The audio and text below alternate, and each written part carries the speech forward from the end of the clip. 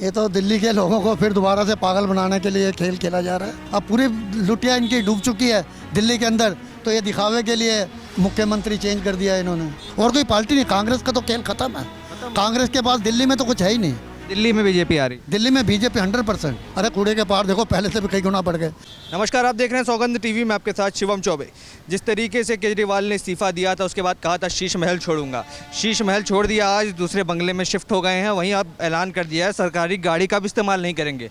आने वाले दिल्ली के चुनाव हैं, अगर उसमें चुन के आते हैं जनता द्वारा तो फिर से उस सरकारी सुविधाओं का यूज़ करेंगे, वरना नहीं करेंगे।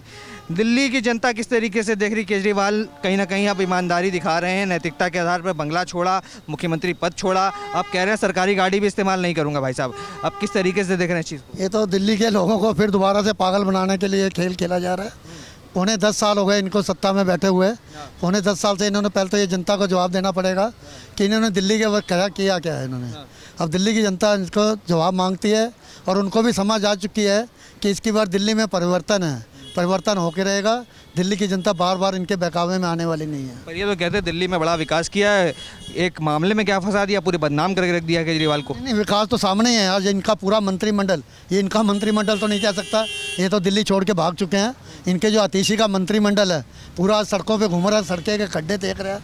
तो इनसे पूछने, ये खड्डे की पौने 10 साल से तो राज तो तुम्हारा ही था, शासन तुम्हारा था, तो ये अगर खड्डे हैं तो इसकी जिम्मेवारी किसकी है? कह रहे खड्डे इसलिए क्योंकि केजरीवाल अंदर चले गए थे, मुख्यमंत्री अंदर था। नहीं, केजरीवाल अंदर चले गए थे। केजरीवाल अंदर उसी टाइम इस्तीफा दे देते ना, तो काम तो नहीं रुकता कम से कम। अगर काम रुके तो इन्हीं की उसके वजह से रुके हैं।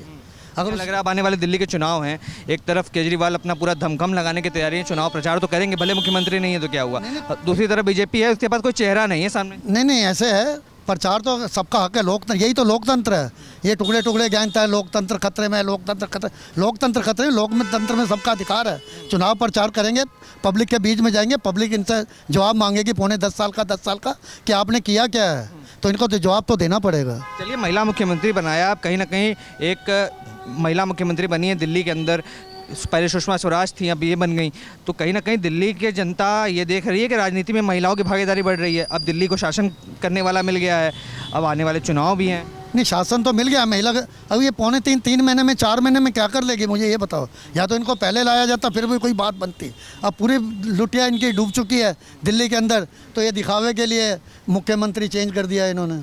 इससे कुछ भी नहीं होने वाला। केजरीवाल ये कहीं ना कहीं पिछले चुनाव में भी कह रहे थे और अभी भी यही कह रहे हैं कि बीजेपी के पास कोई चेहरा नहीं है। सामने तो केजरीवाल खड़ा है, अब उसके सामने कौन खड़ा रहेगा? नहीं, चेहरे तो बहुत हैं।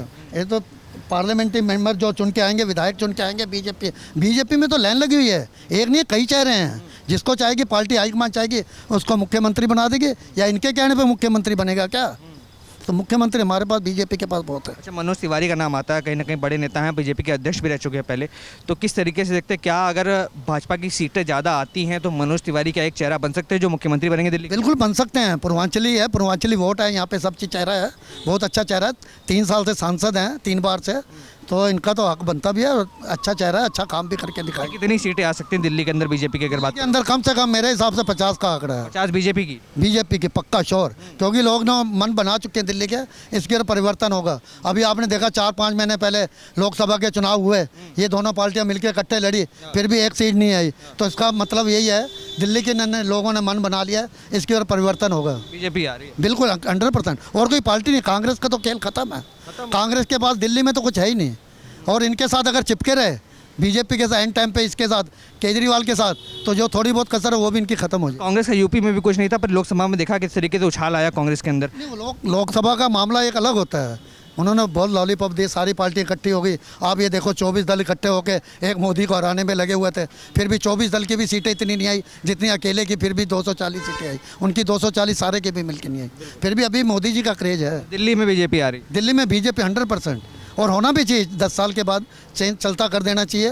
दिल्ली की लगा बहुत परेशान है, पानी की व्यवस्था देख लो, गंदा पानी आता है घरों में, सड़कें टूटी फूटी, गंदगी है। अब तो नगर निगम भी इनका है। पहले कहते थे मैं क्या करूं, नगर निगम बीजेपी का है, अब तो नगर निगम भी तुम्हारा है। 6 महीने में कहते हैं कूड़े के पहाड़ ख़त्म कर दूंगा। अरे कूड़े के पहाड़ देखो पहले से भी कई गुना बढ़ गए। तो इसलिए जनता ने मन बना लिया, इनको चलता करना है। तो जिस तरीके से देखा आपने दिल्ली की जनता की राय, कहीं ना कहीं केजरीवाल के शासन से लोग परेशान हैं, ऐसा जनता का कहना है। 10 साल में जब केजरीवाल गड्ढे ढूंढने निकल रहे हैं अपनी सड़क पर, अपने ही बनाए हुए सड़कों पर अगर गड्ढे ढूंढने की नौबत आ रही है तो कहीं ना कहीं इसमें सरकार की जिम्मेदारी है। अब आप क्या विचार रखते हैं, आप हमें कमेंट्स करके बताइए। तमाम ऐसी खबरों के लिए बने रहें, देखते रहे सौगंध टीवी। धन्यवाद। आप देख रहे हैं सौगंध टीवी, सौगंध वतन की।